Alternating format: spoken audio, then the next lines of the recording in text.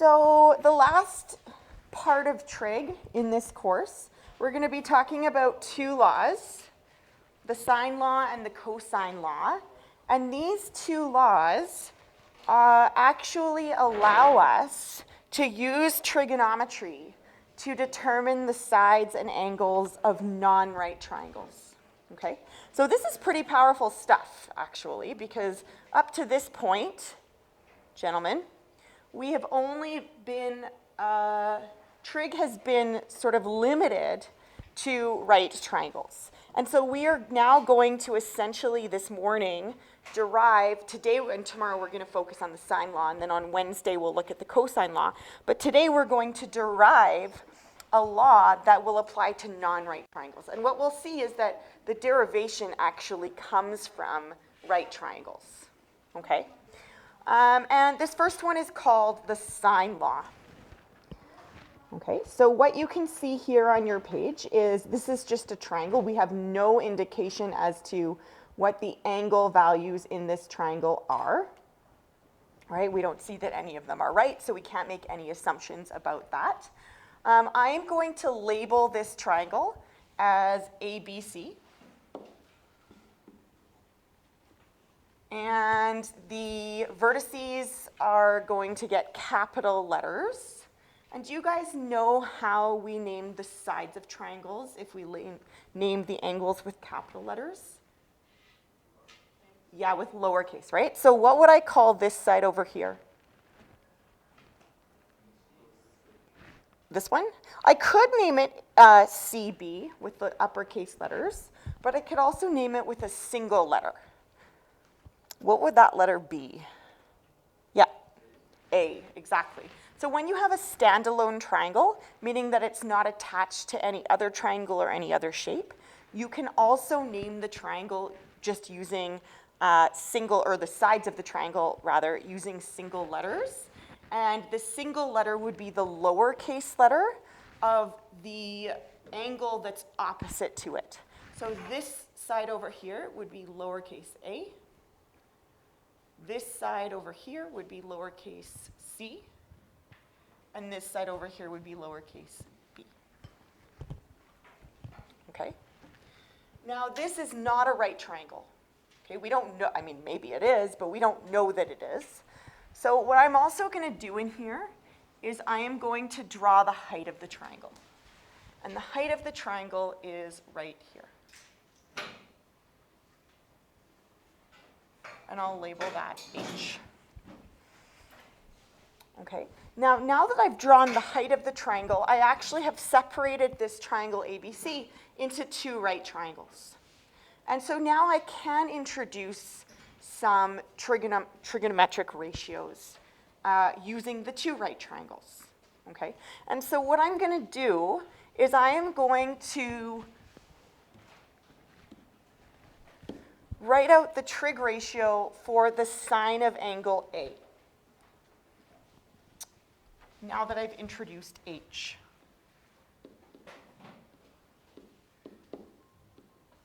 So here's angle A.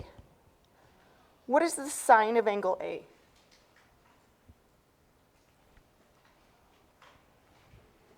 Yeah. It's not A over B, because A is not part of the right triangle. H over B, that's right. Okay, it's H over B. Right, because H is part of a right triangle. Okay, good. And I'm also going to write out the trig ratio, or the sine ratio, to be more specific, for the sine of angle B.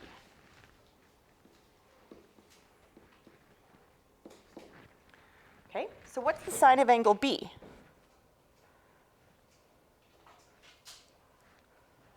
Yep, H over A, that's correct. Okay. Now what we're going to do is in each of these equations, we're going to solve for H. So in the first one, sine A equals H over B. If I wanted to isolate H here, what would I have to do? Yep. Yeah, I'd have to multiply both sides by B, right? So if I multiply both sides by B, On the left side, I'm going to have b times sine A.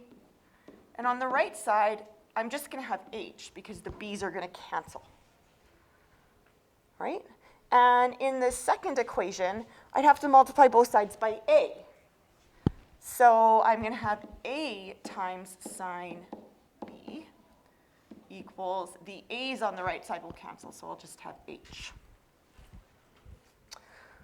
Okay, now, I have two separate equations, but they're both equal to h. And the h that we're referring to is exactly the same side. And so what we can conclude is that this is equal to this.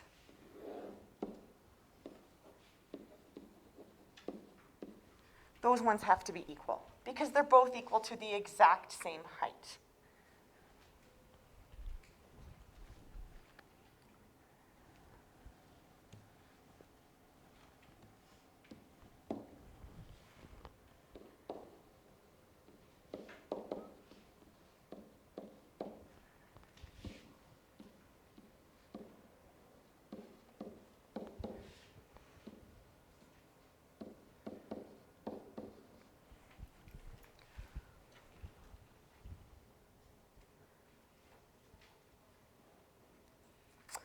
And the last thing that I'm going to do is I'm going to divide both sides by a times b, the lowercase a times b.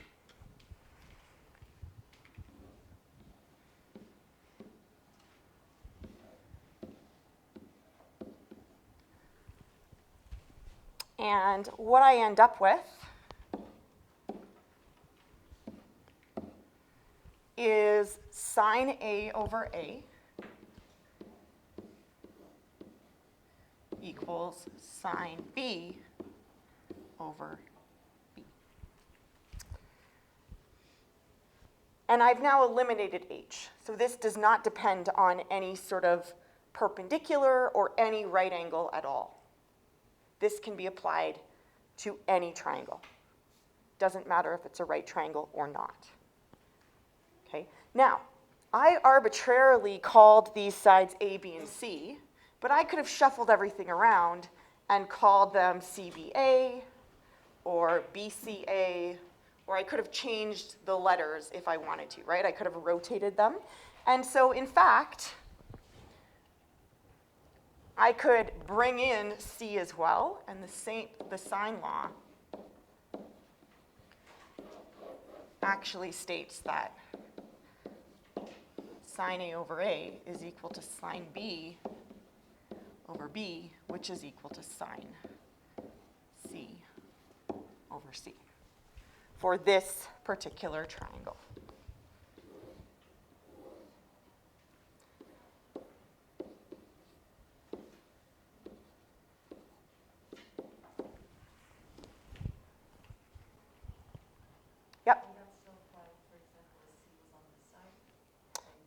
Yep. It doesn't matter where A, B, and C are, as long as the lowercase letter is opposite that vertice.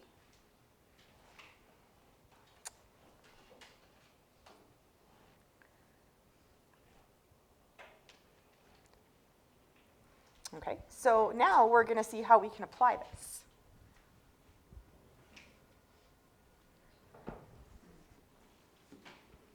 Essentially, what we're looking at here is we're looking at proportional reasoning, right? We have a fraction equal to a fraction.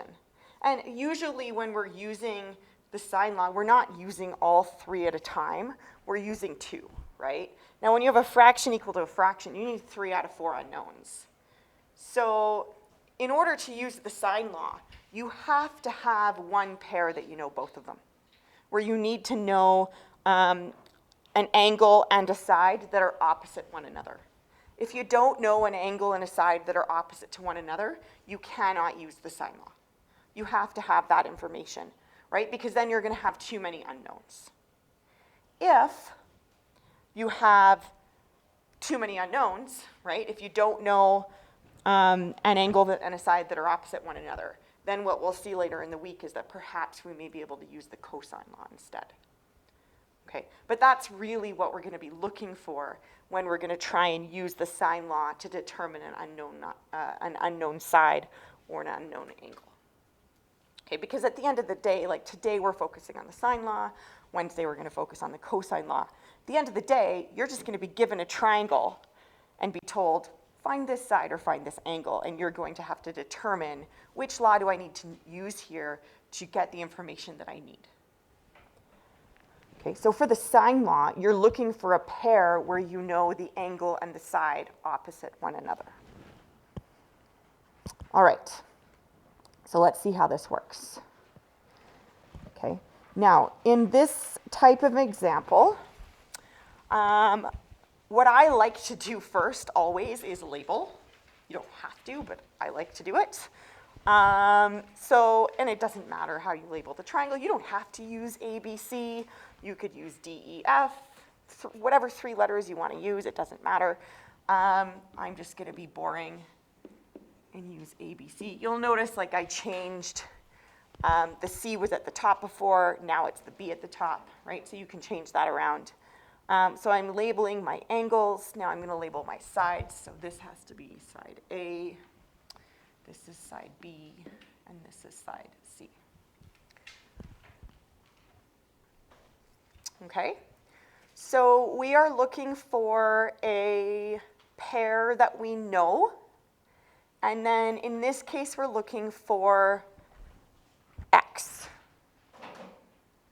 Okay, so yes? Can you label on the sine law X as the under and not like B? Yes, we'll talk about that in a second, absolutely. Yeah, okay, so we know, do we know a pair where we know the angle and the side opposite one another? Yeah, we know the angle A and side A. Yeah, so we can use the sine law here. And we want side B, and we know angle B. So this is a perfect sort of candidate to use the sine law. Okay? Now, in this case, the 2 angles and sides that we want to pair up in the sine law are the A's and the B's, right? Now, the question that I was just asking, I'm going to repeat it, is there's 2 ways that you can write out the sine law. You can write it as sine A over A equals sine B over B, right? You can put in all your unknowns that way. Would this also be true? A over sine A equals B over sine B. Yeah? Would that be true as well? Yeah? Yes, totally. That would also totally be true, right? Think about this. I'm just making something up. Let's say I have 1/2, or actually equals 5 over x. What does the x have to be? 1/2 equals 5 over what? 10. Is that the same as solving the equation 2 over 1 equals x over 5? Is that the same? Yeah, it's the same. So yeah, you can totally switch these around if you want, right? Write the sine law as the reciprocal, okay? You don't have to, but you absolutely can. And a lot of people like to do that. If you're looking for an unknown side, write the reciprocal. And then you don't have to solve for an unknown that's in the denominator, okay? Do you guys want to do it both ways? Yeah? Okay, sure, we can do it both ways. Okay, so let's say we're looking for, let's say we set it up the second way, this way. So the first thing you're going to do is just write this out exactly as is, right? Then we're going to fill in what we know. So A is 20, I can't read that because my smartboard's so bad, 25.3 over sine 76 equals B is x over sine B is sine 42. Okay, so to solve for x, all we need to do here is to multiply both sides by sine 42. and then you've solved. Okay?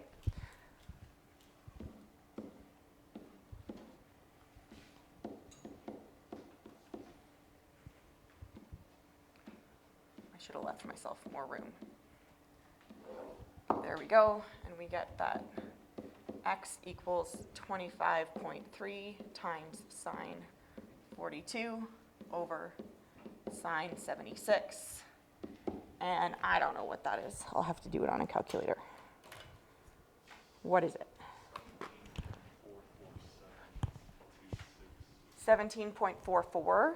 Okay, so let's round to the nearest tenth. 17.4.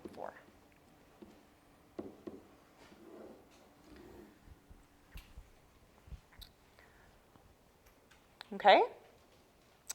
If you want to do it the other way, then you will have that. I'm going to erase this just so that I can not go into the next problem. You'd have sine 76 over 25.3 equals sine 42 over x. Okay, so in this case, to isolate x, we need to get x out of the denominator, right? You can't solve for x when it's in the denominator, so we'd start by multiplying both sides by x.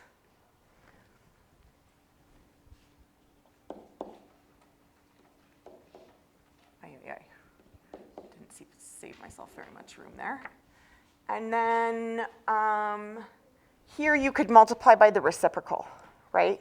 So I have x times sine 76 over 25.3, and then just multiply that to undo the times 76 over 25.3, multiply by 25.3 over sine 76, and then you isolate x. Are you going to ask me about cross multiplication? Yeah. Yeah, you can cross multiply, but I'm going to give you the same rant that I gave you when we were doing rational equations, right? Sure, you can cross multiply. In this case, it'll always work because you're doing a proportional reasoning type equation. But again, I'm stubborn, so I'm never going to be just cross multiply, because you're essentially here you're solving a rational equation, right? That's the type of equation you're solving, and so it kills me inside a little bit every time I do that. I die a little bit inside, just because it doesn't work in all situations, right? But if you want to cross multiply, I'm not going to mark it wrong. It'll be fine. Sine 42 times 25.3 over sine 76, right? And you end up with the exact same answer as that one, 17.4. Okay? All right. Next.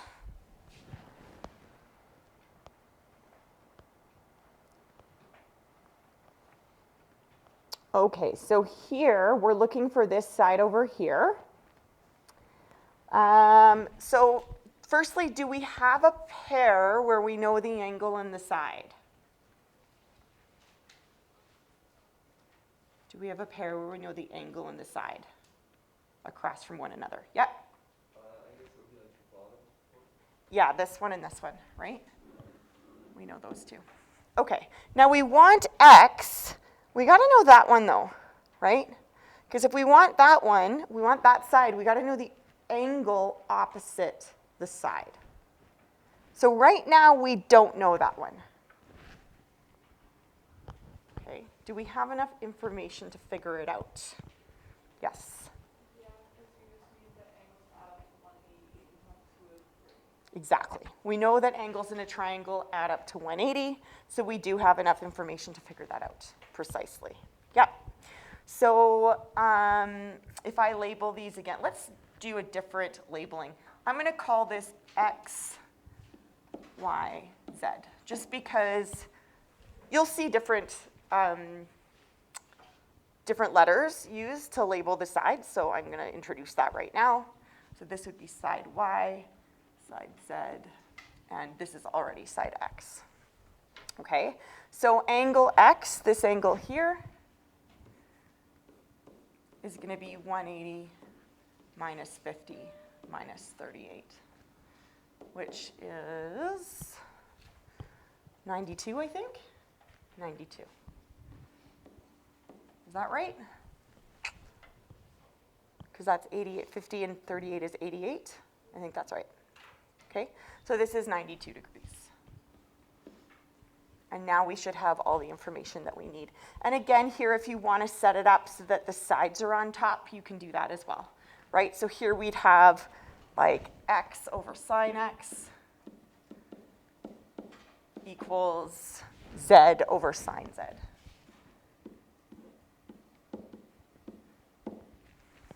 And then we just need to fill in what we know.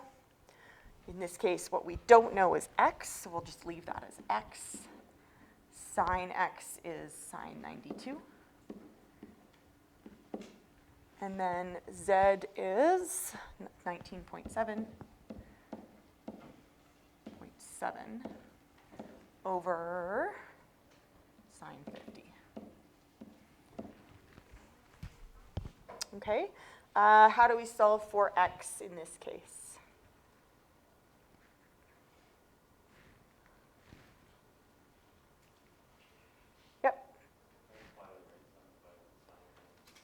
Exactly. Multiply. Well, we're multiplying both sides by sine 92, right? But on the left, it'll cancel.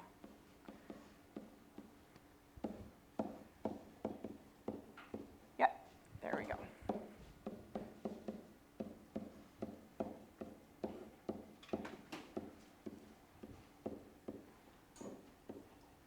And I don't know what that is.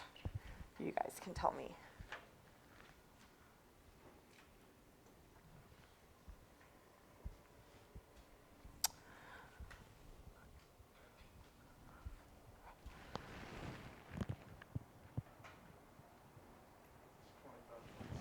$25.7. Okay. One thing that you should know is that the largest sides are always opposite the largest angles. Okay? So if you ended up with the side here that is less than 19.7, you've done something wrong because this angle is larger than 50 degrees. Right? So if this is 50 degrees and that's 19.7, this is a larger angle. Therefore, this should be a larger side. So that is one way that you can kind of check your work. It's not perfect, but it does help somewhat, right? It can certainly find errors, and it's an easy way to find errors, okay? So use that. Always make sure, okay, is this one larger than the other one, or smaller than if the angle's smaller than, okay? Okay, and I left myself like no room for this one, so we'll have to squish it in over here. Here we're looking for an angle. The other ones we were looking for, I guess it's early on a Monday morning. And the other ones we were looking for a side. Here we're looking for an angle, okay? So firstly, we have to establish that we have a pair that we know, and it looks like we do. We have this pair over here. And we want this angle, and we know the side opposite that angle, so that's good, okay? So I'm just gonna label these A, B, C. This is A, this is B, this is C, okay? So just to start, do you think, this guy over here is 42 degrees. Do you think that angle A is going to be less than 42 degrees or more than 42 degrees?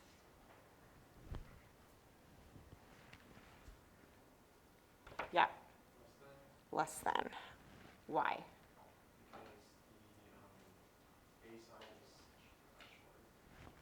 Yeah, exactly. So the side opposite the 42-degree angle is 22, right? The side opposite the angle we're trying to find is only 18. So it should be, the angle should be less than 42 degrees. Okay, so those are some things that you can start to think about even before you get started. Okay? Now in this case, we're looking for an angle, so I'm going to set this up with the angles on top. Sine A over A equals sine B over B. And I'll fill in what I know. I don't know A, that's called theta. So sine theta over 18 equals sine 42 over 22.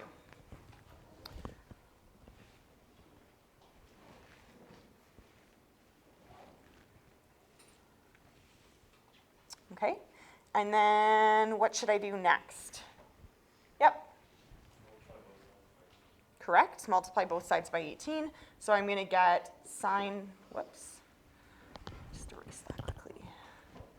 Sine theta equals 18 times sine 42 over 22. How would I get theta? Yes? Correct, inverse. Now, listen, if you want to find a decimal for this first, you can, right? And I know in 10C, many of you would have done that first. Just make sure that you're careful with rounding, because if you round too early, let's say you went 18 times sine 42 divided by 22, then you get a decimal and you round early, and then go sine inverse of whatever that decimal is, then your angle here might be off, right? Because getting a decimal for the right side is an intermediate step. So even better, just go sine inverse of the whole right side, and then you don't have to worry about any rounding errors, okay? So theta equals sine inverse of 18 times sine 42 over 22. And I'm not sure what that is. It's going to be close to 40 degrees, but just under. 33? Oh, it's a lot smaller. 33 degrees. There we go. Okay, so again, you can round. Just make sure that you keep lots of extra decimal places if it's an intermediate step. I know a lot of people just feel more comfortable getting a decimal there instead of putting all that stuff in. So whatever floats your boat.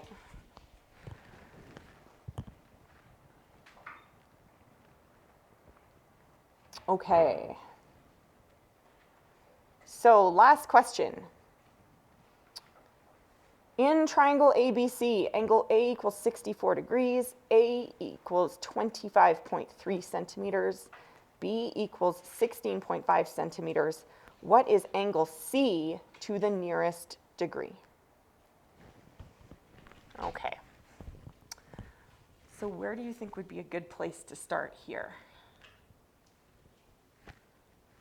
Yes, absolutely, draw it. Okay, so here's what we know. We know angle A, right? So I'm going to start by drawing something that's about 64 degrees. Obviously, it doesn't have to be perfect, but we know 64 degrees is about the angle of a equilateral triangle, a little bit bigger. So I can imagine about what that's going to look like. It's about that. And then the side opposite that is 25.3.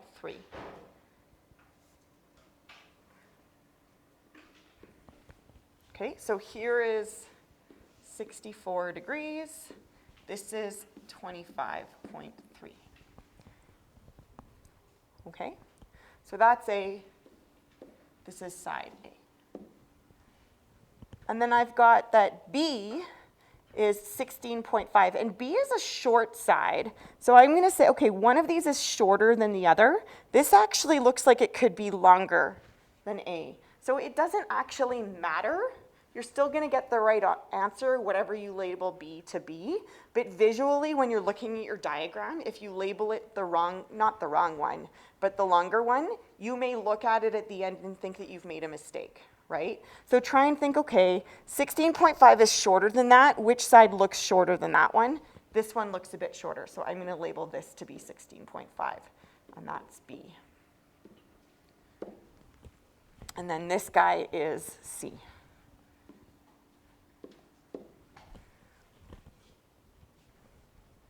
Okay? Now what we're asked for here is to find angle C. That's the goal.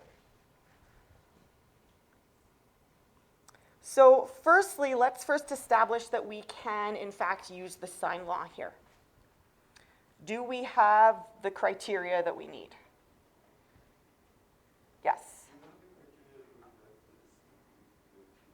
Okay, well, what we really need for the sine law is we need a pair where we know the angle and the side opposite one another. Do we have that? Let's first establish that. Yes, we do. Okay. So we've got this. That's good. Okay.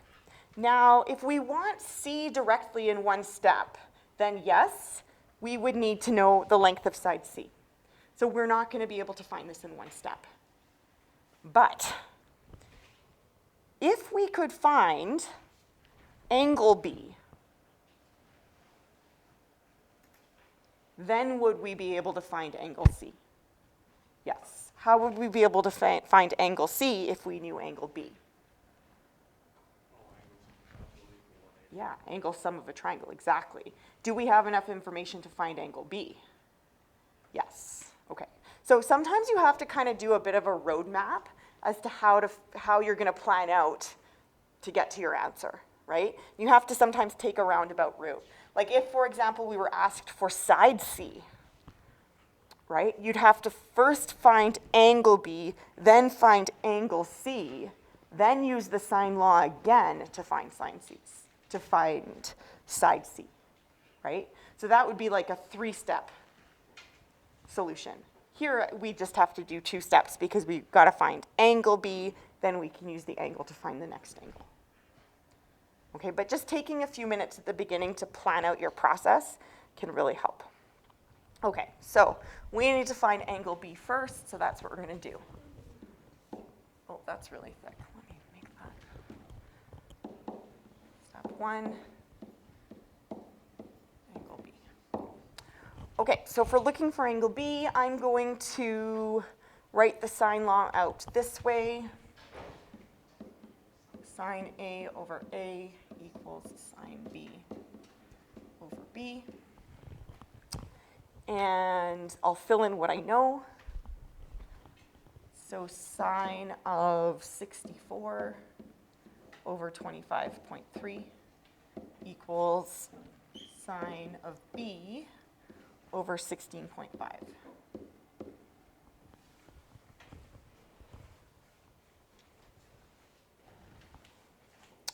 Okay. All right, so where should I go next?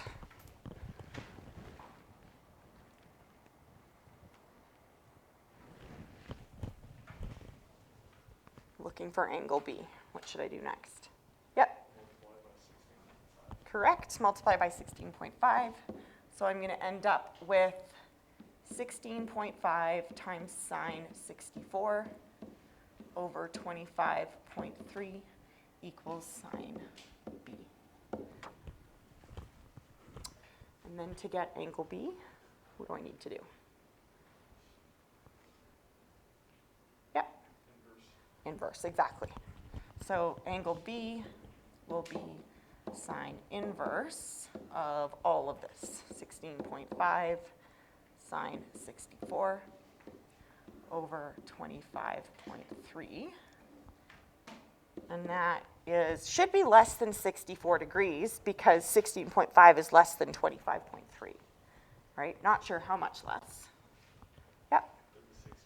36 degrees. Can we actually keep 1 decimal point just because this is an intermediate step? Yep. Oh, 35.9? Okay, so that's pretty. In fact, I didn't even tell you where to round here. Oh, to the nearest degree. So in fact, you know what? If you had just rounded to 36, that would have been fine, right? Okay. And in fact, especially since we're just doing subtraction, in fact, you could round to the nearest degree here anyway. It doesn't matter, right? Okay, to get angle C,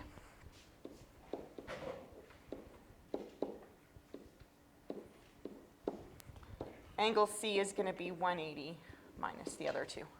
minus 64 minus 35.9, and that is 80 degrees, I think. Is that correct? 80.1 or 80 degrees? There you go.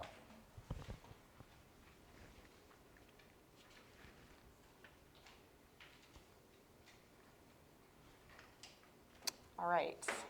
Any questions so far? All right, so I'm going to stop there for today. We're going to continue talking about the sine law tomorrow because, in fact, occasionally there are some situations where you can actually get two different triangles that are possible when you apply the sine law. It's called the ambiguous case. And so we're going to look at that tomorrow. Okay, so this is to be continued.